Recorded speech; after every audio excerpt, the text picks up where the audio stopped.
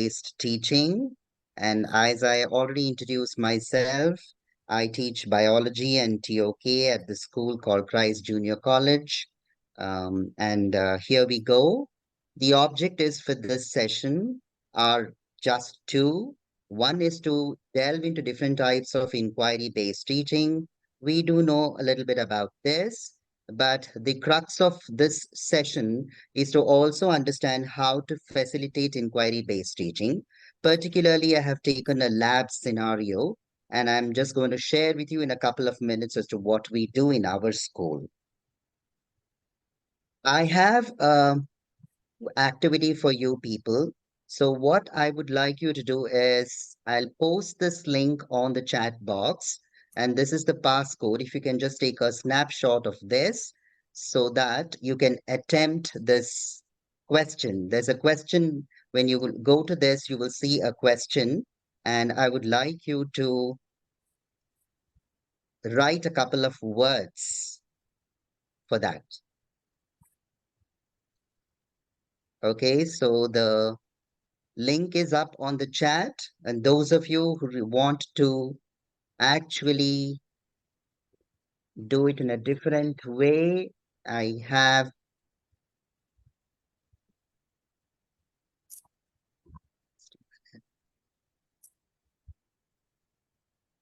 yes.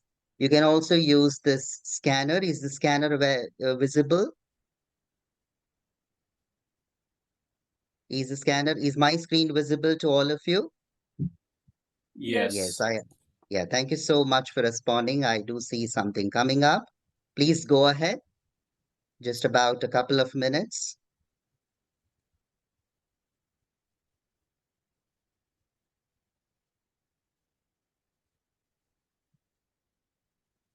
Is everybody able to access this? Yes, Okay, I yeah. can. Quite often as you're doing this activity, I just like to throw some light on this. And quite often we do know what inquiry-based teaching means. But the crux here is about what is not part of inquiry-based teaching. And I want you to come up with a couple of words. Okay? Yeah. Anybody else?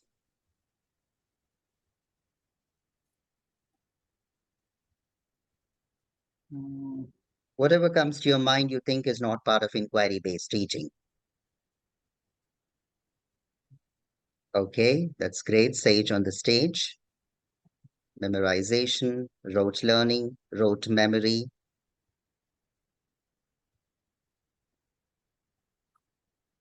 Anybody else? Any more responses?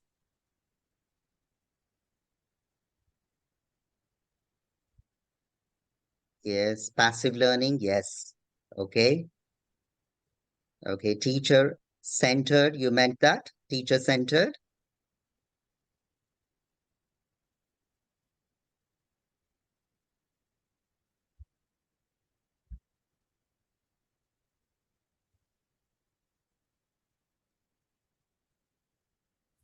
Okay. All right. So can we go ahead? Thank you for your responses.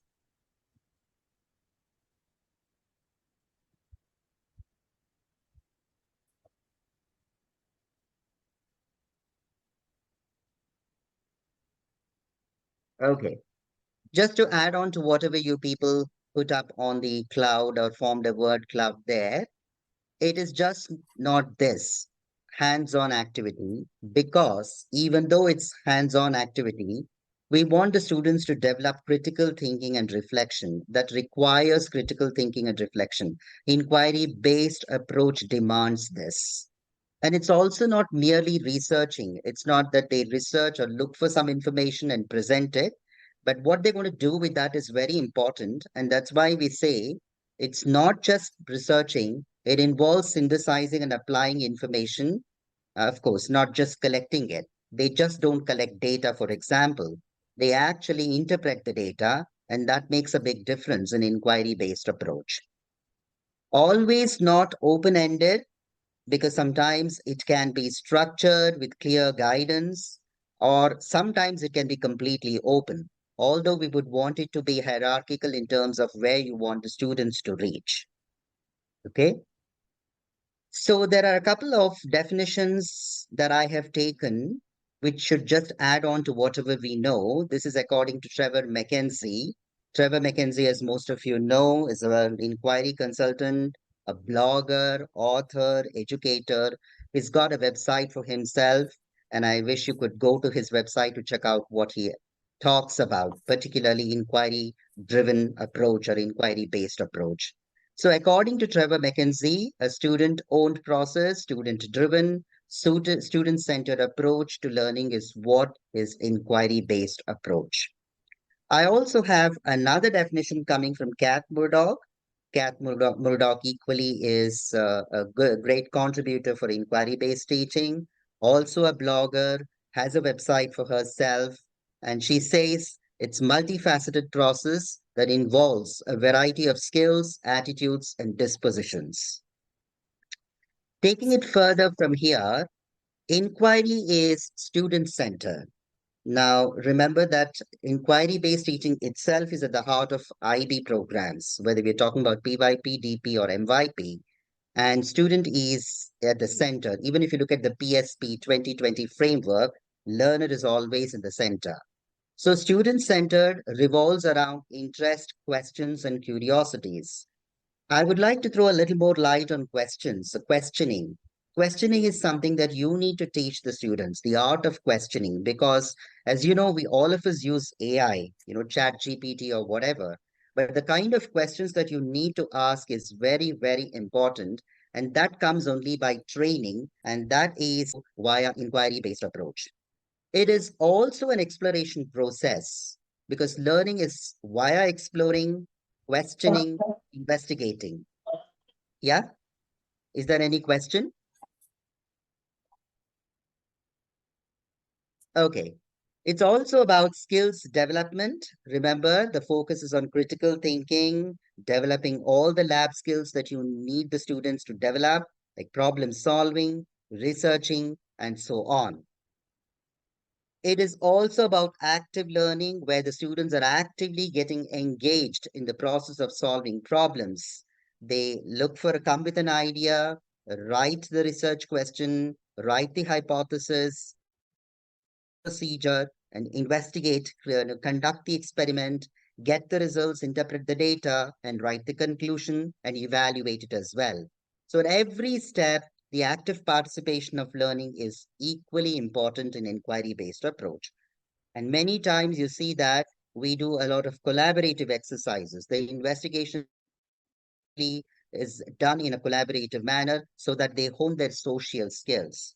So it involves students collaborating to explore questions, solve problems. And very importantly, it is also reflected where they're encouraged to think about their learning process and outcomes. How did it go? What is the outcome of an investigation? What was the methodology all about? How do I look at the strengths of it? What are the weaknesses of the methodology and so on? So all of these are, let me say, aspects of inquiry based approach. Taking it further from here, we'll just look into the types of inquiry. I'm sure most of you do know about it. The structured inquiry, where the teacher controls the learning process and providing clear directions. Next, you have the guided inquiry, where the teacher role is to provide questions but allow students to determine the resources and presentation. And you have free inquiry, where the teacher role is very, very minimum. You do provide resources and guidance, but you also encourage learners to become independent. We want our students to move from structured to guided to free inquiry. What I can share from my experience is that in our school, we start with structured inquiry and slowly move towards achieving free inquiry, which means by the end of first year, we would want our students to come up with a mock IA. In our school, we do something like a mock IA, which goes on similar lines to their actual IA that they do before they, write their exams. So we prepare them in such a way by giving all the guidance that they need via structured and guided inquiry so that at the end of one year, they're able to actually explore free inquiry and come up with their own mock IA experiment. In fact, we consider one part of it or 20% of it for our summative assessments too. That gets them a hang on how to do an investigation. So, this is what we do in our school. Well, why is this inquiry based teaching very, very important? As I told you a little while ago, it underpins all IB programs. Secondly, we do have one of the most important learner profile traits, 10 of them in all. Inquirers is one of them. Remember that we are actually stimulating their curious nature, the curiosity per se, and also their sustain for lifelong learning. In fact, this goes back to even the mission statement. So it's very important that we cater to these. And what is more, whatever type of approach of inquiry that we take, whether guided, structured, or free, it means that, or we need to keep in mind that the active engagement is very much evident, and also the degree of interaction is very much evident. The degree of interaction, when I say, it could be between the students or it could be between the teachers as well as the students. So, why? Why do we need this? We do need inquiry based approach because we need to make our students active learners. That's how we plan to engage students, make their learning more enjoyable. When they get involved in any investigation, it becomes even more enjoyable for them as they actually reach the outcome. I also talked about questioning, and I told you how important it is to actually address the questioning, aspect of inquiry-based approach. It's very essential that we ask the right kind of questions, and that's why it's very critical to teach them this art of questioning as well. I'll tell you what we do for, developing the skill too. We also look at inclusivity, where students acquire knowledge, skills, and understanding in ways that resonate with them. Each one comes with a different skill, each one comes with a different knowledge, and in fact, the varied approaches make that learning experience more inclusive and effective. Probably somebody could be very good in interpreting the data, somebody could be very good in analyzing the errors and so on. Each one's talent is tapped here. Collaboration inquiry often involves group work. You could put them in several groups, groups of two, groups of three, so that the investigation can be actually done in a collaborative manner where they share perspectives, come up with solutions, and finally reach the goal. And also, what more, very importantly, why do we need to do inquiry based teaching is because it stimulates the critical thinking. Okay, this is very, very essential, not only for any subject in IB, but I would also take it further to TOK as well. How do we do it? That's the next question. Now, let's remember that I'm talking this from the viewpoint of DP. DP courses are often specify a large amount of content, voluminous content, and quite often I've heard people saying, how do I finish this huge chunk of syllabus? Not only that, the area of study often is defined in considerable detail. You do know how much you will have to deal with it, how detailed or what extent you will have to teach this. Everything is explicitly mentioned in the subject guides. And so the content presentation to students becomes very, very critical. And this is where inquiry based approach comes to our help, be it in classroom or in lab. I have taken one such scenario of how we do lab investigations. So here it goes. In fact, what are you looking at? The snapshots. In fact, one of the snapshot is visible on your screen. Is taken from the lab manual that we generate. In a short while, I'll show you the entire lab manual as a Word document. Now, since this new science curriculum started, everybody was trying to look at how to bring in the tools. There are several tools, three different major tools that we will have to imbibe during the lessons that we do.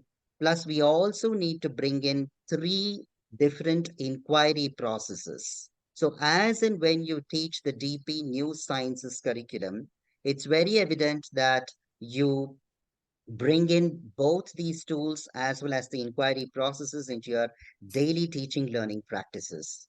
So at the beginning, when my students wanted to do a field visit, I devised a manual for them to go around in the campus to look for the flora particularly.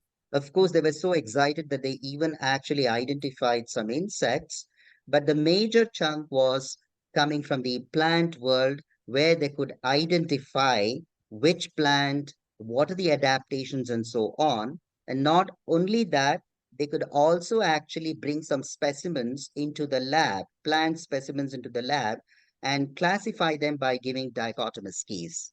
So I devised one such manual here where they got an opportunity to construct dichotomous keys for leaves of selected plants. So when they begin this investigation, it's very important to guide them through a couple of questions. We call these as guiding questions. In fact, a little while ago, I talked about questioning itself, and you see how these guiding questions will help them to get into the investigation per se. And it all talks about the entire investigation of constructing dichotomous keys. So you see some basic information here that they will have to look for in order to answer these questions. As they are doing this investigation, they will also be able to write down the answers for these. So we call these as guiding questions. Followed by that is what you see there, tools being used. There's one tool that we quite often use when we get into lab investigations, whether outside or inside.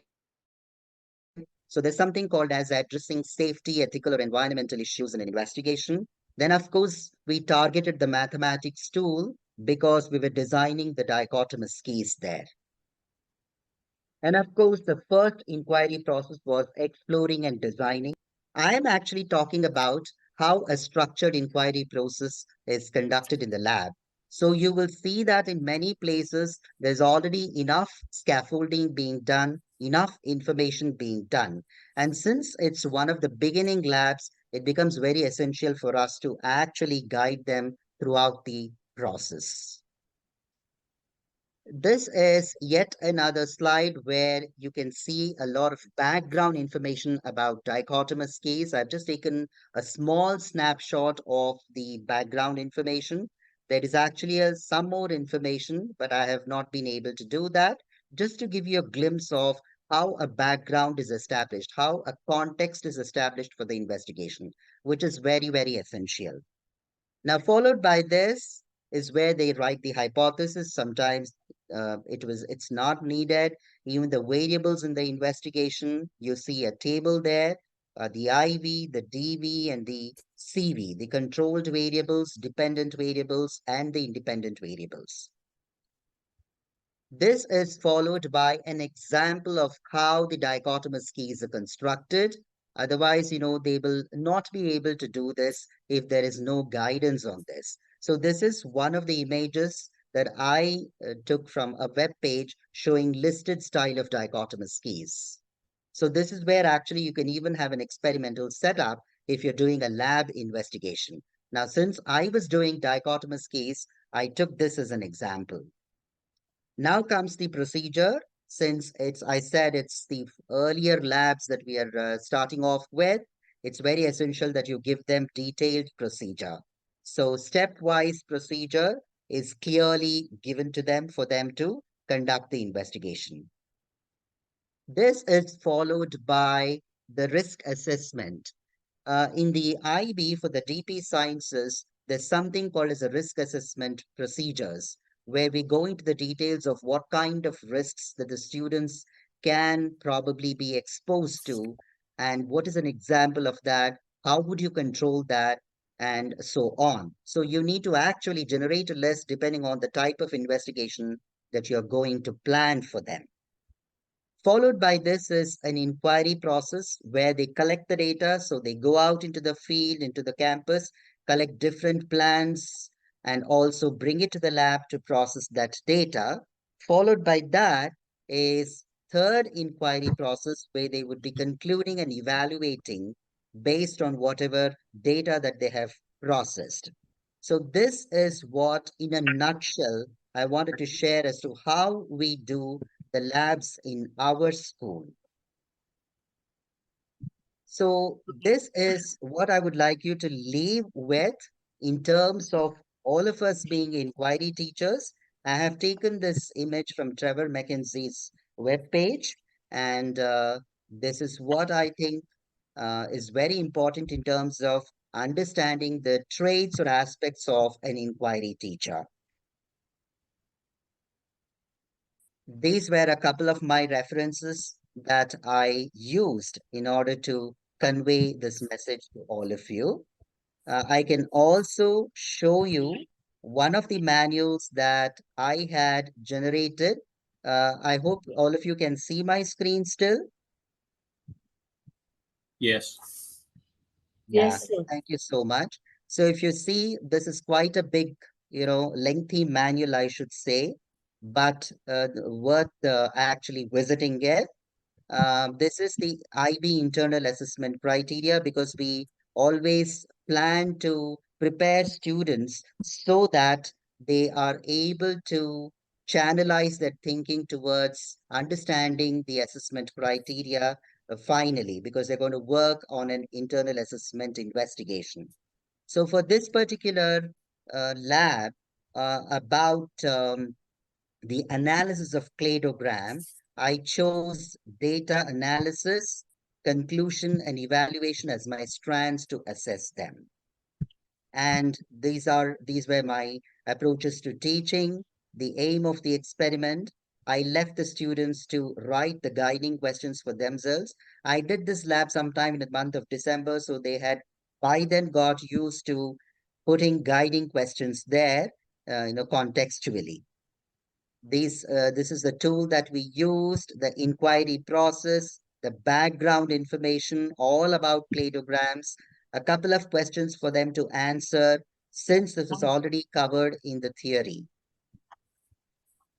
So this is how the lab manual is designed so that it can help students to stay on the track of understanding how an internal assessment investigation should be conducted.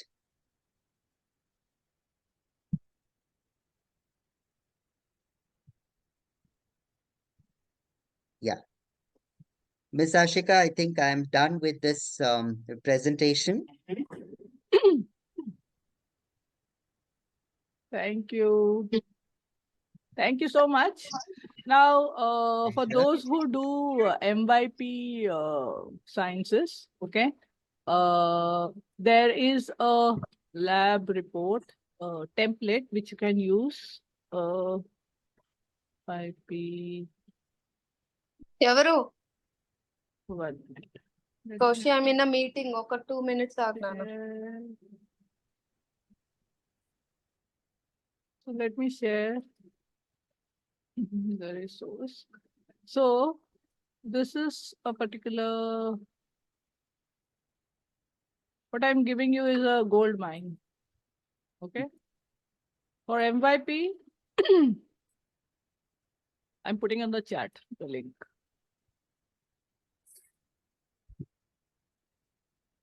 You can use this as a guide. Okay. It in the MYP, you have criteria B and C, which are lab investigation. Your assessment is on lab. Criterion B is inquiring and designing, and it has these strands. So students should be able to define variables and define problem, make hypothesis based on evidence, explain how to change and measure variables, design clear and safe procedure with materials. So this is in criteria B. And in criteria C, you should process and evaluate data. So you will collect raw data, then process it, explain your data using patterns, evaluate the hypothesis, and evaluate the method and suggest improvement. So these are the strands for criteria C. Now, This means that 50% of the weightage of your assessment is lab investigation. Okay, so you teach the lab skills, no student will fail in MYP. Okay, so this is the lab report guide, inquiring and designing, criterion B. Now this B3, B1, B2, these are all the strands. This is the strand. This is one strand, second strand. So one is B1, other is B2, B3. So these B1, B2, B3, these are all the strands of the assessment criteria. Same way for processing and evaluating criterion C, you have C1, C2, C3, C4, C5. So these are the strands for assessing criteria C.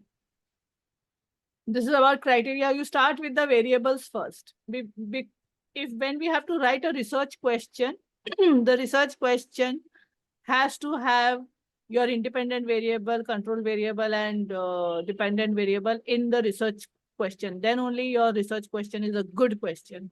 Okay. Yes. So that's why we write the variables. We determine the variables first. And then you define the problem. You write the research question. After writing research question, you do the hypothesis, you write the prediction, and you give reason why. Okay. Just you cannot say that it is predicted that this will happen. You have to give the reason why you think that it will happen. Otherwise, your grade will get cut. Next is your procedure. You write your procedure clearly. And I tell my students that you write it in third person and using a verb first. The ideal thing to refer to is a recipe. When you read a recipe, you do not have to ask any other person what to do. You read it and you are able to do and carry out the procedure. So your procedure should be as clear as a recipe. That is what I teach to grade 6 students, okay, when they come from PYP. Then you write the materials required, and then you write your process. You do the data, collect the data. Students should know how to draw the data table. So raw data and then processed data, okay, post-processed data table, and then you interpret the data, draw patterns. So now the student should know when to draw a line graph, when to draw a bar graph, when to draw a histogram. So this student should be taught as a skill. And then you write down what the patterns you observe, and then you evaluate the hypothesis, whether the whatever you have predicted it is right or wrong or what, give your reason, look at the data and give your answer. And then you evaluate the method, whether your method was reliable or it was valid, or you suggest any improvements. If there were certain errors, then you can say that, okay, you can use another instrument or another method in order to do this experiment. So this is it. This is the template that the student can use. So MYP 1, it's a good idea to give this blank template for them to use and write. So they have all this. Okay, this is the template. And the beauty of this particular resource is that it gives you the criteria. This is the assessment criteria for MYP 1. And this is the task specific clarification. It has actually written over here. It has clarified this and explained it very explicitly so that the student will understand and will know what is required if I need to get a 7 on 8 in criteria B. Same way for criteria C, there's a task specific clarification. For MYP 2 and 3, you use this rubric and this task specific clarification. And MYP 4 and 5, you use this rubric and this task specific clarification. So this is an excellent guide for students to use. And if you can just give a copy of this to your student, they will be able to use this to do their lab report. Okay. Even if you are not an MYP school, how to write a lab investigation, you need to teach the student, right? Yes. As a science teacher. So you